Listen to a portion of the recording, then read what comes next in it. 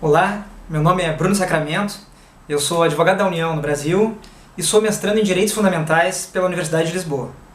Eu gostaria de, em primeiro lugar, cumprimentar a organização e cumprimentar a todos os presentes. Peço desculpas, mas infelizmente não pude comparecer, mas fico muito contente de participar, ainda que por meio deste vídeo à distância. O trabalho apresentado tem como foco analisar a interferência do Poder Judiciário brasileiro nas políticas públicas de saúde, mas especialmente analisar a metodologia que o Judiciário utiliza para, de alguma forma, ampliar a sua discricionariedade e potencializar esse poder de interferência nas políticas públicas. Defendo no artigo que o Judiciário utiliza, em grande medida, uma ponderação de princípios, com nítida inspiração na teoria principialista dos direitos fundamentais de Robert Alexie. Eu tento identificar no trabalho uma série de problemas que enxergo nessa ponderação. Mas nessa apresentação, pretendo apenas focar num só. É clássica a lição alexiana de que as regras se aplicam por subsunção e os princípios por ponderação. Mas como se seleciona então os princípios que vão participar dessa ponderação? É necessário, antes dessa ponderação, realizar uma verdadeira subsunção com esses princípios, de modo a não permitir uma escolha aleatória desses princípios ou discricionária. Eu defendo isso a partir da análise de alguns casos referentes ao fornecimento de medicamentos não aprovados pela Anvisa.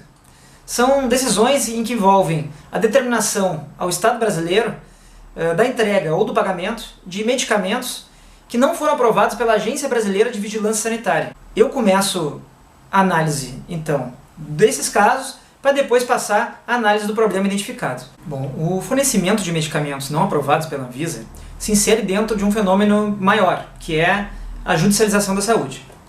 A judicialização da saúde já é um tema bastante conhecido, envolve a transferência para o Poder Judiciário de grande parcela da concretização do direito à saúde no Brasil. Nos últimos 20 anos, houve um aumento exponencial do número de ações em que se demanda o fornecimento de medicamentos e dos mais diversos tipos de tratamentos por parte do Estado. Então o Judiciário acaba concedendo e determinando ao Estado o fornecimento desses medicamentos. Esse tipo de processo pode ser dividido, acredito, em pelo menos 3 situações. A primeira, em que a pessoa solicita um medicamento que está previsto na própria política pública, está previsto em lei o seu fornecimento gratuito. Nesse caso, o Judiciário determina ao Estado simplesmente o cumprimento do que está previsto em lei. O segundo caso é quando a pessoa solicita, por alguma razão, um medicamento que não está previsto. E ela possui uma receita médica em que seu médico indica um determinado fármaco que não está previsto em lei e que seria melhor para seu tratamento. O terceiro caso, e é esse o que é objeto do trabalho, é quando a pessoa possui uma indicação, uma prescrição médica de um medicamento que não só não está previsto na lei, na política pública, mas ele tem a sua comercialização proibida dentro do território brasileiro, porque ainda não foi aprovado justamente pela Anvisa, pela agência que tem por incumbência analisar a segurança e a própria efetividade desses medicamentos. Um exemplo típico é a solicitação no Judiciário de um medicamento recente, novo, que está sendo comercializado, por exemplo, nos Estados Unidos e que por alguma razão ainda não foi solicitada ou então ainda não foi terminado o seu processo de aprovação no Brasil por parte da Anvisa. Esse caso é muito interessante porque ele coloca em conflito as duas dimensões do direito fundamental à saúde. Por um lado, a dimensão prestacional, em que o Estado tem justamente o dever de entregar medicamentos, de fornecer tratamentos e prestações de saúde. E por outro lado, a dimensão da proteção, porque nem sempre um medicamento novo vai ter a segurança ou a efetividade. E aí cabe ao Estado justamente o dever de defender, de proteger as pessoas, a saúde das pessoas, contra essa agressão de terceiros, que é justamente dos laboratórios farmacêuticos. E o interessante é que esse conflito entre as duas dimensões do direito fundamental à saúde se reflete num conflito normativo na Constituição, porque o artigo 196 da Constituição brasileira prevê esse aspecto prestacional, determinando ao Estado o fornecimento de prestações de saúde, e o artigo 200 prevê o dever do Estado justamente de proteger e de garantir a segurança dos medicamentos. Bom, diante da existência dessas duas normas, coube ao legislador fazer a sua ponderação. E como fez? Estabeleceu uma série de políticas públicas, atendendo ao comando da prestação, estabelecendo uma série, inclusive, de medicamentos gratuitos, que podem ser distribuídos para toda a população. E, por outro lado, proibiu qualquer tipo de comercialização ou fornecimento de medicamentos não aprovados pela Agência Brasileira de Vigilância Sanitária. Além disso, considera inclusive crime, previsto no Código Penal brasileiro, que a comercialização, a utilização de qualquer forma de um medicamento não aprovado pela Anvisa é um delito, passível de punição penal. Então, regra geral, a legislação permite o fornecimento de diversos medicamentos, mas proíbe o fornecimento de medicamentos não aprovados. Só há uma exceção que foi criada pelo Legislativo no ano passado. Ano passado foi editada uma lei em que permitiu o fornecimento e a utilização de um medicamento para tentativa da cura do câncer, né? É um medicamento que está sendo estudado pela Universidade de São Paulo e que, devido à expectativa de que houvesse realmente ganhos reais na cura de diversos tipos de câncer, o Legislativo optou por permitir o fornecimento desse medicamento, mesmo que ainda estivesse em estudos, em pesquisas, sem aprovação da Anvisa. Esse, então, é o cenário legislativo. Agora, o cenário judicial é completamente diferente.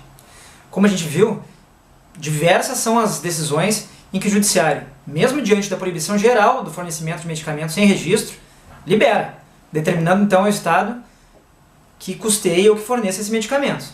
Embora haja hoje uma orientação geral no sentido de não conceder esse tipo de medicamento, diversas, centenas são as decisões que ainda concedem. E por outro lado, naquele caso em que o Legislativo possibilitou o fornecimento do medicamento contra o câncer sem o registro, o Judiciário se posicionou também em sentido contrário, passou a exigir o registro. Isso dentro daquela liminar proferida pelo Supremo Tribunal Federal, né? Então a gente vê um claro descompasso entre, de um lado, o Legislativo e o Executivo, por outro lado, o Judiciário. Quando o Legislativo exige o registro, muitas vezes o Judiciário libera. Agora, quando o Legislativo liberou o registro na Anvisa, o Judiciário exigiu. Bom, e o interessante agora então é saber qual é a técnica e quais são os fundamentos utilizados pelo Judiciário num e no outro caso para se sobrepor ao que determina a legislação. No caso da proibição geral, em que o Judiciário determina o fornecimento do medicamento mesmo sem registro, é sempre utilizada a técnica da ponderação. Muitas vezes utiliza-se o princípio do direito fundamental à saúde, algumas vezes do direito à vida e outras vezes a dignidade da pessoa humana. E outras vezes os três juntos, né? Então é feita uma ponderação e se diz que, no caso concreto, a proibição do fornecimento de medicamento legal não pode prevalecer, devendo prevalecer o direito fundamental à saúde, à vida e à dignidade da pessoa humana. Agora, o mais interessante é ver o contrário. Quando o Legislativo permitiu o fornecimento do medicamento de câncer sem o registro na Anvisa, o Judiciário suspendeu a lei. E quais foram os fundamentos? Os mesmos.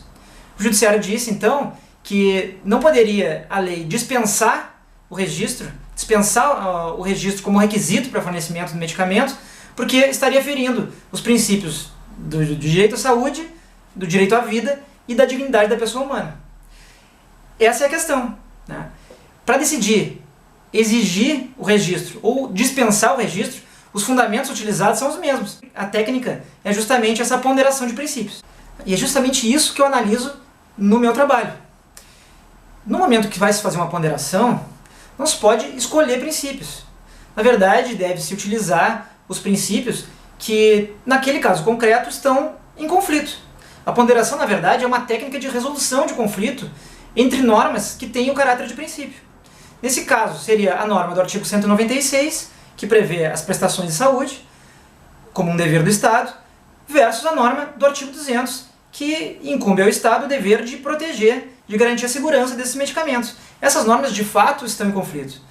Mas, como uma forma de aumentar a própria discricionariedade judicial e para se sobrepor à opção política do legislador, é possível, então, escolher esses princípios. Em determinado caso, eu digo que a proibição legal viola o direito à saúde, viola a dignidade da pessoa humana, o direito à vida, quando, na verdade, o único princípio, de fato, mais ligado à solução da questão e que, de fato, está em conflito, é o direito fundamental à saúde, no que se refere àquelas duas normas, a norma relativa à proteção e a norma relativa à prestação. E aí se coloca a questão justamente dessa escolha dos princípios, né? A escolha aleatória ou discricionária dos princípios dá uma amplitude muito maior, um poderio muito maior para o juiz justificar uma decisão, seja para um lado ou para o outro.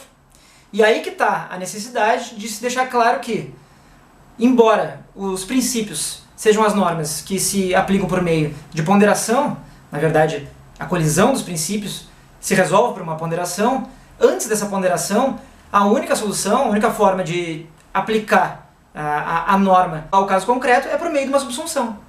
Os princípios assim seriam, então, normas que se aplicam por ponderação, mas com uma prévia subsunção. Esse é um dos pontos, então, que eu trabalho no meu artigo e que envolve justamente essa ponderação ampla, genérica, que é uma forma de ampliar o poder do judiciário, ampliar a sua discricionariedade e sobrepor o seu entendimento ao entendimento legislativo nas políticas públicas no Brasil.